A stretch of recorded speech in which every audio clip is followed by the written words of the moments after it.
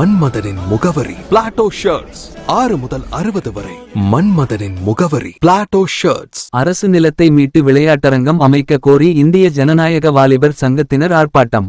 கரடிப்பட்டி கிராமத்தை சேர்ந்த ஒரு பிரிவு மக்களின் பொது பயன்பாட்டில் உள்ள புறம்போக்கு நிலத்தை ஆக்கிரமித்துள்ளவர்கள் மீது நடவடிக்கை எடுக்க வேண்டும். மேலும் அந்த நிலத்தை மீட்டு கரடிப்பட்டி மற்றும் மேலக்கீழ்குடி பகுதி சிறுவர்களுக்கான பொது விளையாட்டு அரங்கம் மற்றும் உடற்பயிற்சி கூடம் அமைத்து தரவேண்டும். மற்றும் மதுரை மாவட்டம் மேற்கு வட்டார கரடிப்பட்டி கிராமத்தை பூர்வீகமாக கொண்டு 400க்கும் மேற்பட்ட குடும்பங்கள் வசித்து வருகின்றனர். இதில் ஒரு பிரிவை சேர்ந்தவர்களின் குடும்பங்களைச் சேர்ந்த சிறுவர்கள், பள்ளி மற்றும் கல்லூரி மாணவர்கள் என 70க்கும் மேற்பட்டோர் இருக்கின்றனர். அவர்கள் எங்கள் பகுதிக்கு அருகில் உள்ள அரசு நிலத்தை சிறுவர்கள் விளையாட்டு அரங்கமாக தயார் செய்து 30 ஆண்டுகளாக பயன்படுத்தி வருகின்றனர். தற்பொழுது மேலக்கீழ்குடி கிராமத்தைச் சேர்ந்த சிலரும் அவர்களுடைய குடும்பத்தை சார்ந்தவர்களும் அந்த நிலத்தை ஆக்கிரமித்து அந்த இடத்தில் யாரும் நுழையக்கூடாது, புழங்கக்கூடாது என்று தடுக்கிறார்கள். எனவே இந்த பிரச்சினை தொடர்பாக கடந்த 8 ஆண்டுகளாக மாவட்ட ஆட்சியரிடம் பலமுறை முறையிட்டும் இதுவரை எந்த நடவடிக்கையும் எடுக்கப்படவில்லை. எனவே அந்த நிலத்தை மீட்டு அங்கு மேல கோயில் குடி சிறுவர்களுக்கு பொது விளையாட்டு அரங்கம் மற்றும் உடற்பயிற்சி கூடம் அமைத்து கொடுத்து மாவட்ட ஆட்சியர் நடவடிக்கை எடுக்க வேண்டும் என்பன உள்ளிட்ட பல்வேறு கோரிக்கைகளை வலியுறுத்தி மாவட்ட ஆட்சியர் அலுவலகம் வெளியே இந்திய ஜனநாயக வாலிபர் சங்கத்தைச் சேர்ந்த 100க்கும் மேற்பட்டோர் ஆர்ப்பாட்டத்தில் ஈடுபட்டனர்.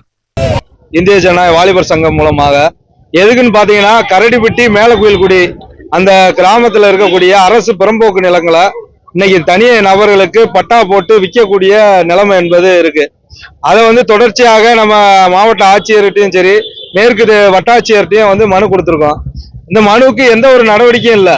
இன்னைக்கு பாத்தீங்கன்னா அந்த பகுதியில் ஒரு 5 வருடங்களுக்கு மேலாக பள்ளி குழந்தைகள் இளைஞர்கள் எல்லாம் விளையாட்டு மைதானமா அதை பயன்படுத்திட்டு இருக்காங்க.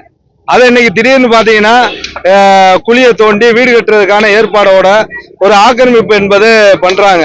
இது சம்பந்தமா போய் தாசில்தார்கிட்ட போய் மனு கொடுத்தோம் அப்படின்னா, தாசில்தார் உங்களுக்கு என்ன சாப்பிடுறதுக்கு சாப்பாடு இருக்கு, இருக்கிறதுக்கு இடம் இருக்குல்ல, அப்புறம் என்ன விளையாட்டு மைதானம், ஒரு பொது லைப்ரரி, இதெல்லாம் ஏன் கேக்குறீங்க அப்படின்ற மாதிரி இழிவா பேசக்கூடிய சூழல் என்பது இருக்கு.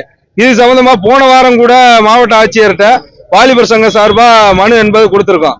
ஆனா தொடர்ச்சியாக மாவட்ட நிர்வாகம் என்பது மேலக்குடி கிராமத்திலயும் சரி இன்னைக்கு ரேஷன் கடை வேணும்னு போராட்டம் நடத்தி மனு கொடுத்து இன்னைக்கு ரேஷன் கடையை கட்டி முடிச்சாச்சு. கட்டி முடிச்சு 4-5 வருஷமா அதை திறக்கல.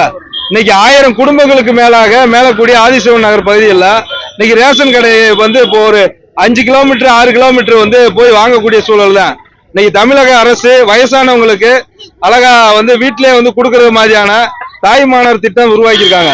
ஆனா ரேஷன் கடையை இன்னைக்கு திறக்காம பல்வேறு கிராமங்கள்ல கட்டி முடிச்சுட்டு அந்த ரேஷன் கடை இடிஞ்சு விழுவ போகுது, இன்னும் திறக்காம இருக்காங்க.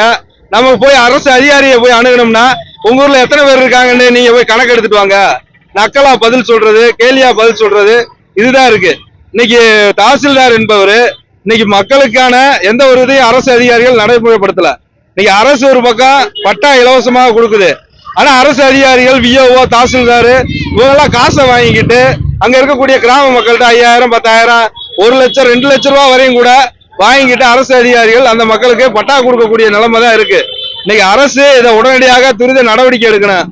பெரும்போக்கு நிலத்தை விளையாட்டு மைதானமாக ஏற்கனவே பயன்படுத்திக்கிட்டு இருந்ததை இன்னைக்கு விளையாட்டு மைதானமாக அமைத்து கொடுக்கணும் அப்படின்றதுதான் வாலிபர் சங்கத்தோடைய கோரிக்கை.